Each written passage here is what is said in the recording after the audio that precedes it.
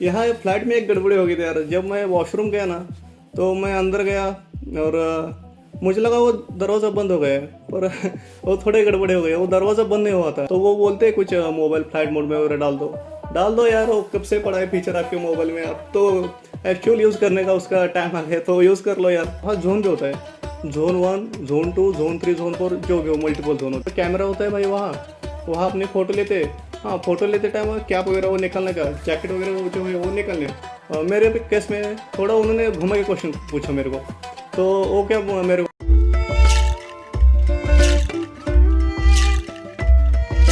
तो भाई आ गए मुंबई एयरपोर्ट, आप यहाँ पे देख सकते हो।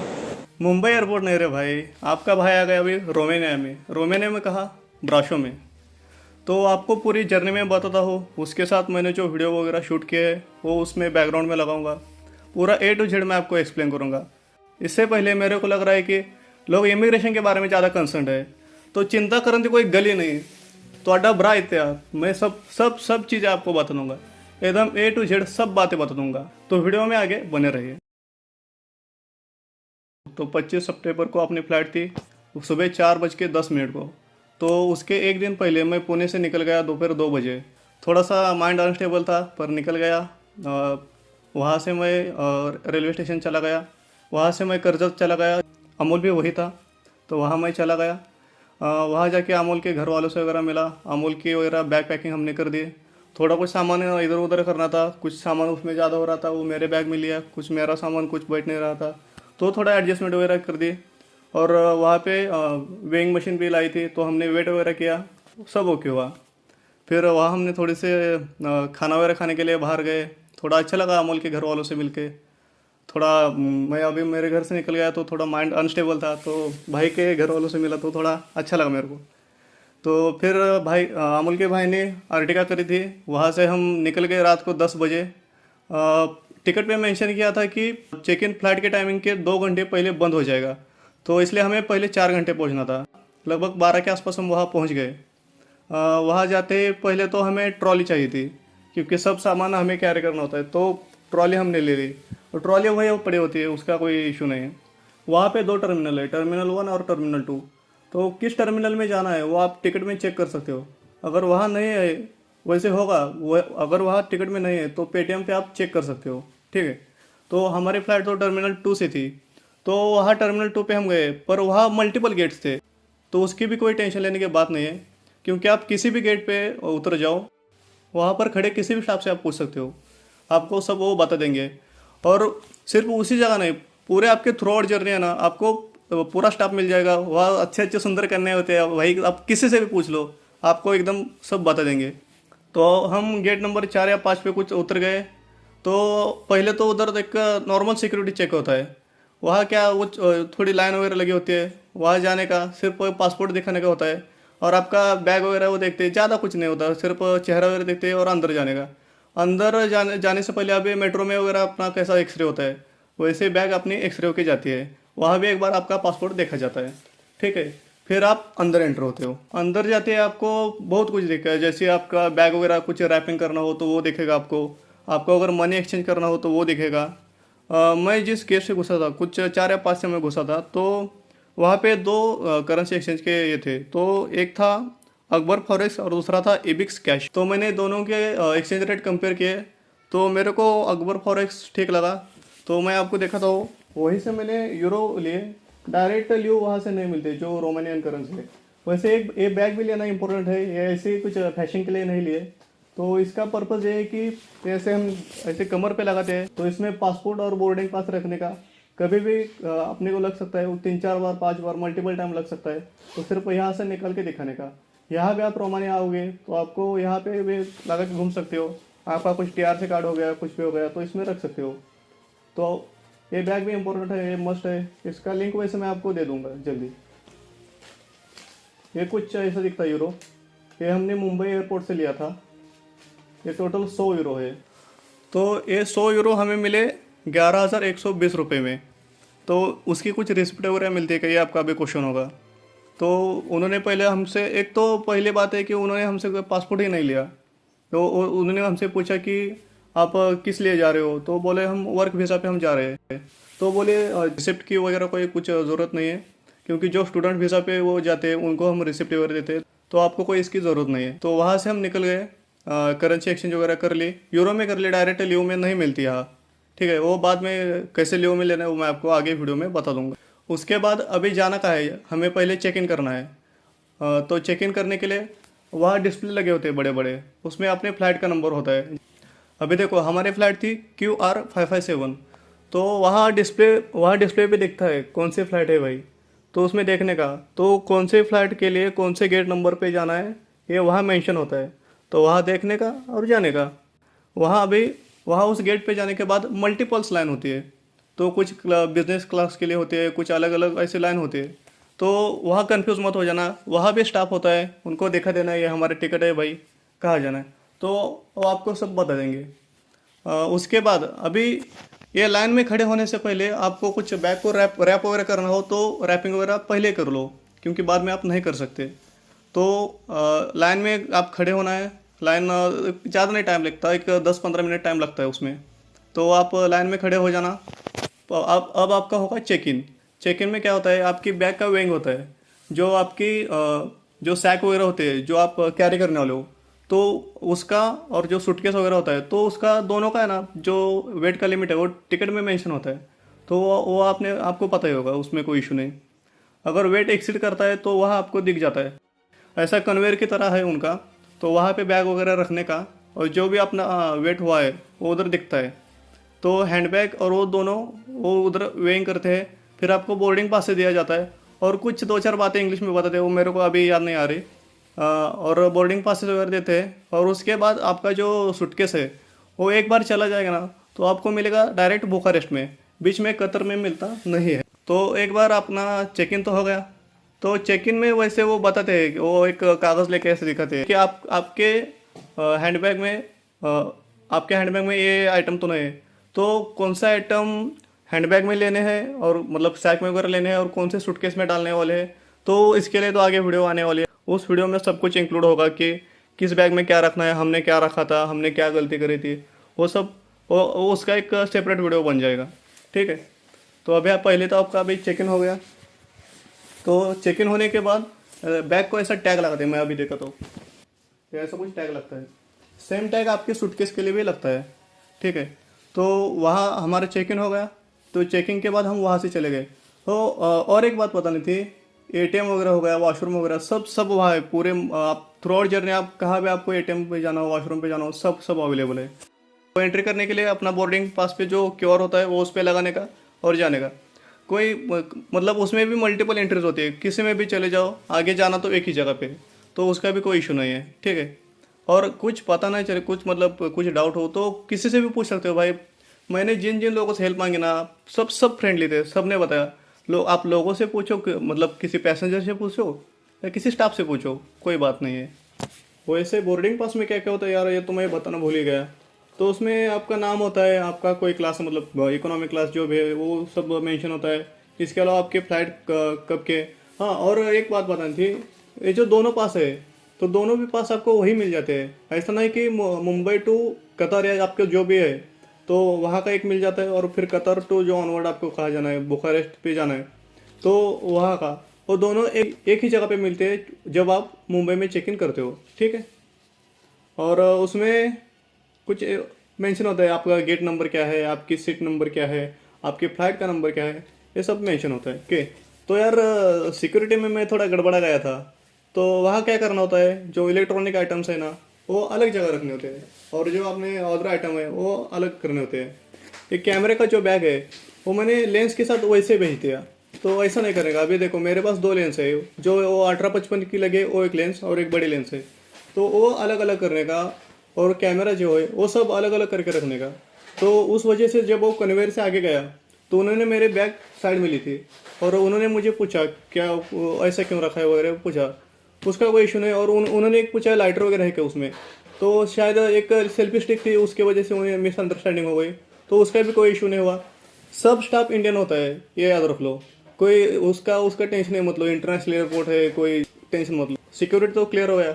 अब आता है इमिग्रेशन। तो इमिग्रेशन के लिए भी आपके पास मल्टीपल चॉइसेस है, आपको किस लाइन में खड़ा होना है, क्या करना है, आप पे डिपेंड करता है। तो उसमें भी यार मेरे को क्या लगा था कि ऐसा कुछ बंद कमरा होगा जिसमें कुछ इंटरव्यू टाइप वगैरह लेते होगे। कुछ नहीं होता, ऐसा कुछ नहीं होता भाई। तो जाने का, किसी भी लाइन में खड़े होने का, मैं जिस लाइन में खड़ा था वहाँ एक ऑफिसर जो थे वो सीनियर थे, कुछ 50-60 साल, 50-55 साल के होंगे वो। आपको क्या क्या डॉक्यूमेंट्स लेके जाने हैं, तो दो ही डॉक्यूमेंट देने हैं, एक तो आपका बोर्डिंग पास और दूसरा पासपोर्ट, वो देने का। और कुछ एक दो नॉर्मल क्वेश्चन पूछते हैं। मेरे केस में थोड़ा उन्होंने घुमा के क्वेश्चन पूछा मेरे को। तो वो क्या मेरे को बोले, तेरा आपका वीज़ा कहाँ है। वीज़ा का कोई अलग डॉक्यूमेंट नहीं होता। वीज़ा तो भाई अपना स्टैंपिंग उधर ही होता है ना, पासपोर्ट में ही वो स्टैंपिंग होता है वीज़ा का। तो मैं बोला वो तो पासपोर्ट में है। ठीक है, वो फिर वो बोले कहाँ जा रहे हो, मैं बोला रोमेनिया जा रहा हूँ। तो बोले क्यों जा रहे हो, आपकी जॉब प्रोफाइल क्या है। तो मैं अपनी जॉब प्रोफाइल उनको बता दी। बस इतना ही भाई, इससे ज़्यादा कुछ नहीं। फिर एक कैमरा होता है भाई वहाँ, वहाँ अपनी फ़ोटो लेते। हाँ, फ़ोटो लेते टाइम कैप वगैरह वो निकालने का, जैकेट वगैरह वो जो है वो निकालने का, वो साइड में रखने, उधर जगह होती है, उसका कोई इशू नहीं है। तो अभी एक बार ये हो गया ना, तो समझो आपकी टेंशन ही खत्म। टेंशन लेने की वैसे कोई बात होती ही नहीं भाई, जर्नी एंजॉय करने का। जो भी आपके 8-10 घंटे की जर्नी है ना भाई, पूरे एंजॉय करो। मैंने एंजॉय करी। फिर जाने का अभी अपने गेट के यहाँ। तो आपका आपके पास अगर क्रेडिट कार्ड वगैरह हो तो आपको फ्री लॉन्च मिल जाएगा। पर एक बात बता दो, क्रेडिट कार्ड आपके पास नहीं होना तो भी कोई प्रॉब्लम नहीं। मेरे पास तो, मैंने ज़िंदगी में कभी क्रेडिट कार्ड लिया नहीं, मेरे पास सिर्फ डेबिट कार्ड है, वो भी एक ही। ठीक है। तो वहाँ वेटिंग एरिया होता है, वहाँ जाने का, बैठने का, टेंशन नहीं लेने का। वैसे एक एक एक बात बतानी थी कि वहाँ जोन भी होता है, जोन 1, जोन 2, जोन 3, जोन 4, जो भी हो, मल्टीपल जोन होते हैं। तो हमारे केस में जोन 3 था। तो जोन 1 और जोन 2 की पहली लाइन हुई, वो पहले चले गए। फिर जोन 3 और जोन 4 की लाइन लगी, तो उसमें हम लग गए। उसमें भी कुछ नहीं यार, पासपोर्ट वगैरह देखते, पासेस वगैरह देखते, बस हो गया। फिर यार, फिर आप तो रेडी हो गए यार, अब तो उड़ना है, अभी तो निकलना है। अभी सीट फाइंड करना, तो सीट फाइंड करने में भी दिक्कत आ सकती है भाई, मेरा सीट कौन सा है। वो क्योंकि अभी आपका नंबर F27 है, तो एफ कौन सा है, ई अभी ई कहाँ है, एफ कहाँ है, ये समझ नहीं आ रहा, कुछ समझ नहीं आ रहा भाई। एयर हॉस्टल वगैरह होते हैं भाई, स्टाफ वगैरह होता है, किसी से भी पूछ लो यार, बता देते यार। बैठने का, अभी सीट बेल्ट वगैरह पहनने का तो आपको पता नहीं, टेंशन मत लो। एयर हॉस्टल आके भाई खुद तेरे को सीट बेल्ट लगा देगी। तो वो हो गया बैठने का मस्त। हाँ, सिर्फ इंस्ट्रक्शन सुनने का, जब सीट बेल्ट लगाने को बोला है ना तो सीट बेल्ट लगाने का। क्योंकि मैंने 1-2 महीने पहले एक वीडियो देखी थी, उसमें पैसेंजर ने शायद सीट बेल्ट नहीं पहना था। तो वो जब टर्बुलेंस आता है, तो उस टर्बुलेंस में वो भाई जहाँ लगेज रखा होता है वहाँ जाके उड़ के वहाँ बैठ गया। तो ऐसी कोई बात आपके साथ ना हो, इसके लिए वो जो बोलते हैं वो मान लो। तो वो बोलते हैं कुछ मोबाइल फ्लाइट मोड में वगैरह डाल दो यार। वो कब से पड़ा है फीचर आपके मोबाइल में, अब तो एक्चुअल यूज़ करने का उसका टाइम आ गया, तो यूज़ कर लो यार। 1-2 घंटे के बाद खाना वगैरह देते वो, उसमें खाने में वेज और नॉन वेज दोनों ऑप्शन अवेलेबल होते हैं। या हो सकता है आपका टिकट, आपने जिन्होंने आपका टिकट किया उन्होंने ऑलरेडी वो उसमें आपको जो मील चाहिए हो उसका मील प्रेफरेंस डाल दिया हो। तो यहाँ फ्लाइट में एक गड़बड़ी हो गई थी यार। जब मैं वॉशरूम गया ना, तो मैं अंदर गया और मुझे लगा वो दरवाज़ा बंद हो गया है, पर वो थोड़े गड़बड़े हो गए, वो दरवाज़ा बंद नहीं हुआ था। वो वहाँ एक स्लाइड करने का होता है, वो स्लाइड करने का होता है, जो ग्रीन से रेड होता है तभी वो दरवाज़ा बंद होता है। तो मेरे को पता नहीं था, मैं अंदर गया अपना काम करने के लिए, और शायद एक एयर होस्टेस ने दरवाज़ा ही खोल दिया। तो दरवाज़ा खोल दिया और वो कुछ बोली। अमोल अमोल ने सुना था वो। अमोल भाई बता दे क्या क्या बोले थे वो। Oh no, shit. हाँ, आगे भी कुछ बोली थी। Please sir, close the door. Okay, ऐसा कुछ बोली थी। मेरे को कुछ ज़्यादा पता नहीं चला, पर मैंने दरवाज़ा बंद कर दिया। ठीक है।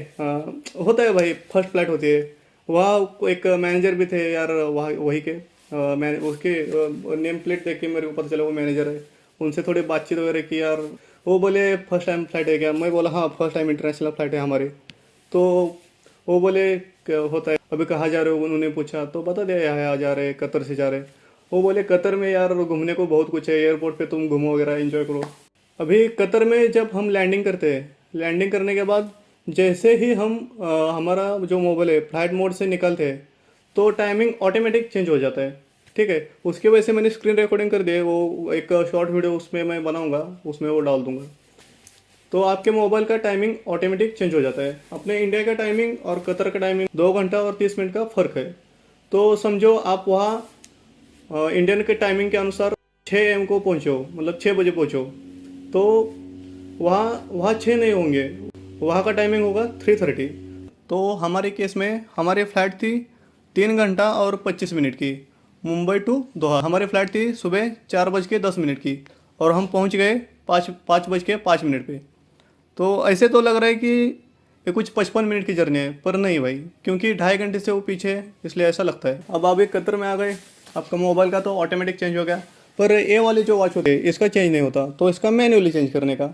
एक बार आपने कतर में चेंज कर लिया ना, तो आपको बाद में चेंज करने की ज़रूरत नहीं है, क्योंकि कतर और बोकारेस्ट का एक ही टाइमिंग है, दोनों एक ही टाइम जोन में आते हैं, तो चेंज करने की ज़रूरत नहीं है। हमारे केस में हम 4 घंटे और 5 मिनट रुकने वाले थे, तो हमें ट्रांजिट वीज़ा की कुछ ज़रूरत नहीं थी। तो हम जो फ्लाइट से उतर गए, तो हमारे पास 2 चॉइसेस होते हैं, एक तो बैगेज क्लेम और दूसरा ट्रांसफ़र। तो हमें कहाँ जाना है? बैगेज क्लेम नहीं, बैगेज क्लेम में नहीं जाना है, हमें जाना है ट्रांसफ़र में। हम ट्रांसफ़र में चले गए, वो थोड़ा वॉकिंग वगैरह करना पड़ता है भाई, थोड़ा ज़्यादा वॉकिंग, मुंबई में भी बहुत वॉकिंग करना पड़ता है, तो उसके लिए पहले प्रिपेयर रहो। वहाँ उतर गए भाई, वहाँ कुछ शायद अफ्रीकन ओरिजिन का स्टाफ ज़्यादा था भाई, इतने फ्रेंडली है ना वो लोग। एक तो भाई अपना हिंदी बोलता था यार, कुछ अभी मुंबई में कैसा A to Z किया था ना, उतना A to Z करने की कोई ज़रूरत नहीं है। हम वहाँ गए और वहाँ सिर्फ क्या किया, शूज़ वगैरह निकाला, बेल्ट वगैरह निकाला, बैग भी वहाँ निकाल के रख दी। बैग पूरा खोल के रखने की कोई ज़रूरत नहीं भाई, बैग सिर्फ उधर रखने का, कुछ एक्सरे वगैरह होता है ओके। और वहाँ जाके ये मत सोच लें कि यार अभी तो कतर में जा रहे हैं, अभी तो यार सब यार दूसरे देश के लोग होंगे, अभी इंडियन कहाँ मिलेंगे, हम किसको पूछेंगे। वहाँ भी इंडियन भरे पड़े हैं। आप 100 लोगों को देखोगे ना, तो 100 में से 20-25 तो इंडियन ही होंगे। आप कतर जाओ, आपका स्टॉप वैसे दुबई भी हो सकता है, या फिर तुर्की भी हो सकता है, तुर्की इस्तांबुल हो सकता है, ठीक है। पर आप जहाँ भी जाओ इंडियन मिलेंगे। तो वहाँ भाई उतर गए, अभी वहाँ किस गेट नंबर पे जाना है, क्योंकि अभी हमारे बोर्डिंग पास पे तो गेट नंबर का वो मेंशन ही नहीं था। मुंबई में था मेंशन 66 गेट पे जाना है, पर यहाँ तो इस पास में तो बोर्डिंग पास में तो मेंशन ही नहीं था कतर में किस गेट पे जाना है। सेम वही, फिर डिस्प्ले वगैरह देखने का कहाँ जाना है, कुछ 83 नंबर पे हमें जाना था।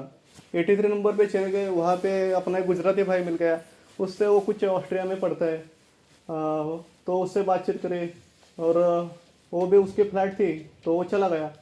तो हम वहाँ पे रुक गए, गेट नंबर 83 पे रुक गए, पर हमारी फ़्लाइट भाई चेंज हो गई थी, वो नंबर चेंज हो गया था, गेट नंबर 83 नहीं, हमारा 80 हो गया था।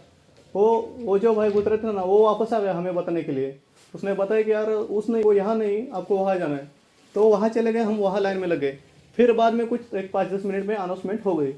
और एक बात, अगर आप समझो लाइन में गई नहीं, लाइन में खड़े नहीं हुए, तो क्या होता है, तो भाई सब पैसेंजर होने के बाद अनाउंसमेंट होते हैं। अभी देखो अपना दोस्त अभी राजेश है, अभी राजेश की फ्लाइट मिस हो रही है, तो अनाउंसमेंट होते हैं, mister Rajesh this is last call, ऐसा कुछ अनाउंसमेंट होता है। या फिर कुछ अनाउंसमेंट करने के लिए वो कुछ एक बंदे को भेज देते हैं। फिर वहाँ कुछ नहीं यार, वहाँ कुछ ज़्यादा पूछा मतलब कुछ पूछा ही नहीं, सिर्फ पासपोर्ट दिखाया उन्होंने, हाँ मिस्टर शुभम, ओके डन, चले गए। फिर तो वहाँ हम बैठ गए, वहाँ यार हमें एक बस थी, वहाँ से 2-3 किलोमीटर दूर हमारा प्लेन खड़ा था।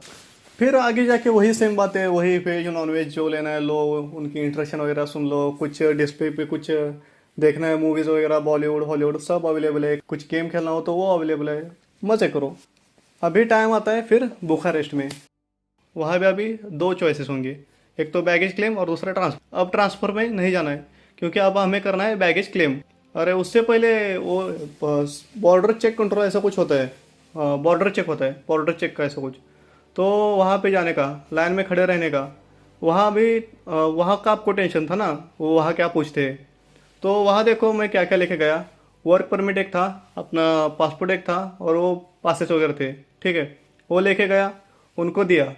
भाई एक सिंगल क्वेश्चन नहीं पूछा उन्होंने, कुछ नहीं पूछा, ना मुझसे पूछा, ना अमोल से पूछा, ना राजेश से, कुछ नहीं पूछा।